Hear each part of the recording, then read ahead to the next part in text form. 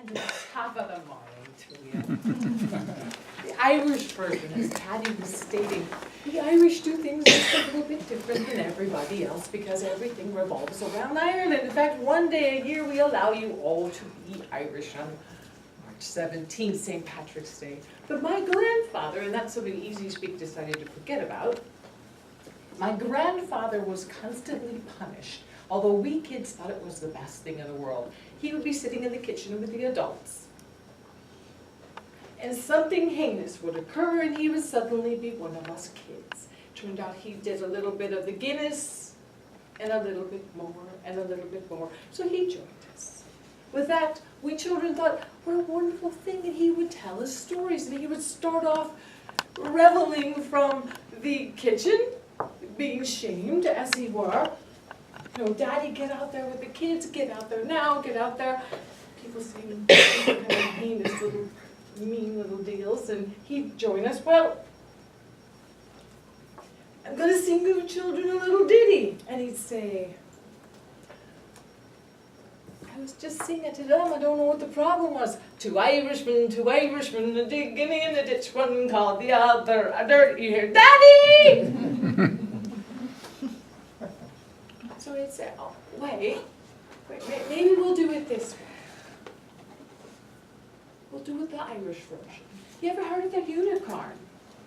Well, a long time ago, when the earth was green, there were all kinds of animals, more than you'd ever seen. They ran around free while that earth was being born.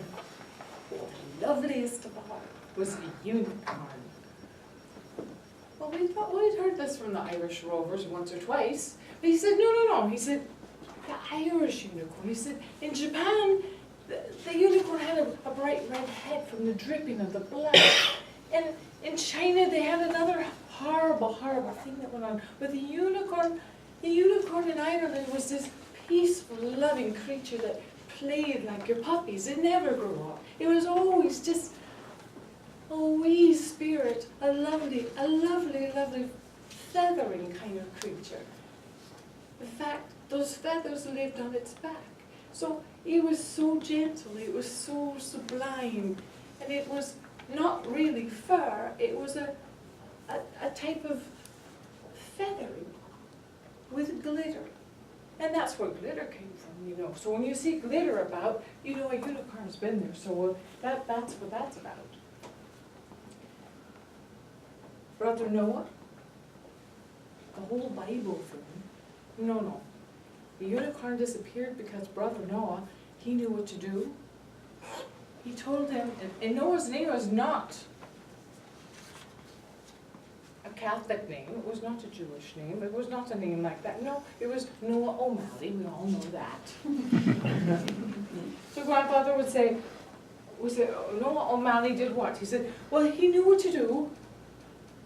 The Lord said down, build me a floating zoo. And get some of those green alligators, some long-necked geese, some humpty-back camels, and some chimpanzees, and a few cats, some rats, some elephants. But sure as you're born, Noah O'Malley, do not forget those unicorns. So out we went to look for unicorns. And he said, kids, come on. We go in the backyard, he said, let's find us a unicorn. And we look around and we say, oh, well, that's a rock. I don't see a unicorn. He said, well, the trouble is, he says, the unicorns are magical and they're like the little people. He says, you have to look for where the leprechauns are. So we go into the garden and we see, well, we always have leprechauns in the backyard, we're Irish. So we go and we see the little tiny feet that were back in the backyard, little tiny little pads. He said, oh yeah, it sort of looks like the cat left those footprints. He says, no, that's not the cat. People tell you the kitty left that. No. That's O'Brien. That's right, the leprechaun's been here. See the little footprints everywhere. He says, yeah, that's the little fairy people. And we keep looking. And I said, well, what about those unicorns? I'm kind of afraid of that long horn. It might stab us. He said, no, that's the Japanese one with the long horn that will stab you. No. The Irish unicorn, the Irish version is that long horn. Oh, he was so soft at the end. He was so soft. It was an end that was not sharp. and evil and harmed. No, it was one that we could hang on to. It was a horn of hope. And that horn would point you in the right direction. Whatever direction you hope to go for, you find yourself that unicorn and it would point you in the direction that you should go in. The only trouble is the unicorn did not do that for himself. So when Brother Noah had those animals 2 by 2, putting them on that ark, the unicorn was hiding. They were playing silly games. They were running around free when that earth was being born, and they hid over here those silly unicorns. So you've got all the animals making it to the ark. But that unicorn who'd been leading us all in the right direction, standing there for all of the creatures going this way, yes, go that way. The unicorn forgot about his own self. Because that's how good a part he was. And how much fun it was. So he's playing over here and laughing and telling the turtle, yes, go that way. Even telling that snake to go that way. Even telling all of the evil little creatures to go that way. So that's how the banshees got on. I always wondered where those banshees came from. Now, y'all know the banshee is, right? So my grandfather would get lost over here with the banshees. The banshees would eat your soul. So you would think that'd be something you'd leave behind, but no, not for my grandfather. Because that way, if you got out of bed at night and you wanted that second drink of water and grandfather was in charge, oh, the banshees get your soul. So the unicorns did leave those banshees on there, but they were invisible. That's why Noah Mally didn't have anything to do with that. So the unicorn is hiding, playing his silly games. All the animals are going. All the animals are going. Now the people are starting to come. The people are starting to come. He said, why aren't more people on there? He said, well, the people didn't go because the people who are not Irish, and I'm sorry for all of you who aren't, because on March 17th you get your chance. Every single year, it's your choice. So all the people who weren't Irish did not get invited upon the ark, as it was. Meanwhile, you've got the people not Irish standing there going, hi, what about me? Say, hey, wait till March 17th and you can have a ride. But until then, the animals are going on, the people are having to stay. They are not happy about that, but they are not Irish. Meanwhile, the unicorn is still hiding, playing the silly games. Then, those who are not Irish notice the rain starts falling. And it starts falling. And it starts falling, and it doesn't stop. So the great flood happens. Meanwhile, the unicorn is standing there, and the Lord said, no, Almighty, you forgot the unicorn. Because he was playing the silly games. Luckily, little Kyle O'Malley was on that boat, and she just happened to take a couple of feathers with her in her pockets that nobody ever knew about. And everybody knows in Ireland that all you need to do to grow a unicorn is when you get to a place of peace and happiness, like the new world, all you have to do is plant in your new soil the feathers of a unicorn, and up comes peace and love and tranquility. And you'll have green alligators and long-necked geese. Join me. And humpty-back camels and some chimpanzees. Join me. And cats and rats and elephants. But sure as you're born, the loveliest of all was the unicorn.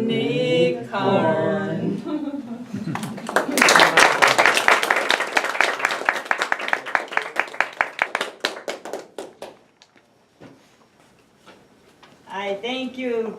See, it's terrible. I can't do accents, so we'll just move right along. Speech number 2 is it 2? Yes. 1 in her advanced manual storytelling manual. Ding. The folktale was Kyle's assignment. Her objectives were clear.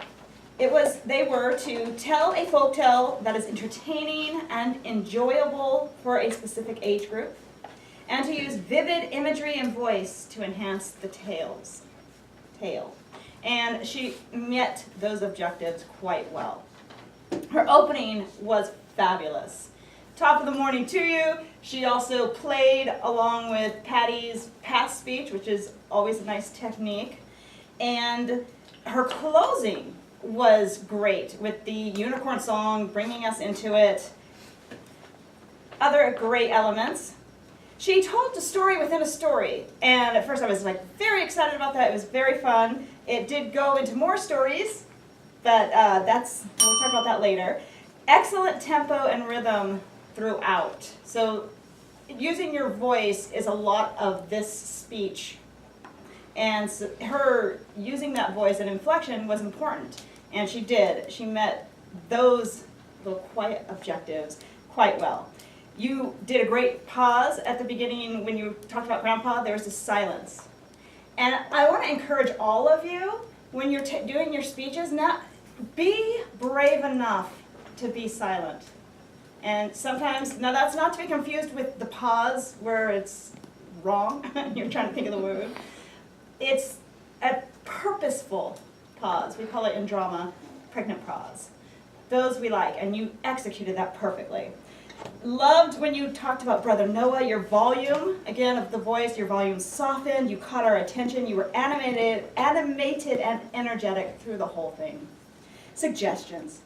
You had the story within the story, like I said, and then there was another story within that. So we ended up with 3 stories within the story. And I would recommend, in a case like that, that you plant yourself in one spot.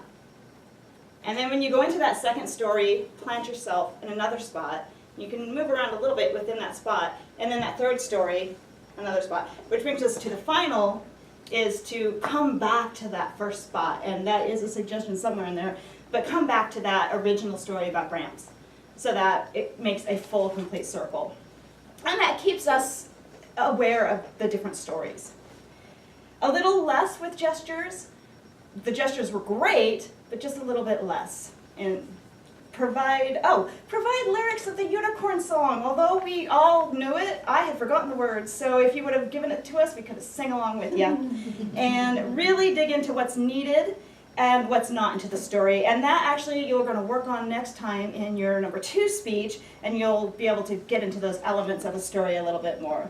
Loved little Kyle O'Malley saving the day with her feathers, and you used great eye contact, and it was just a wonderful story. Thank you.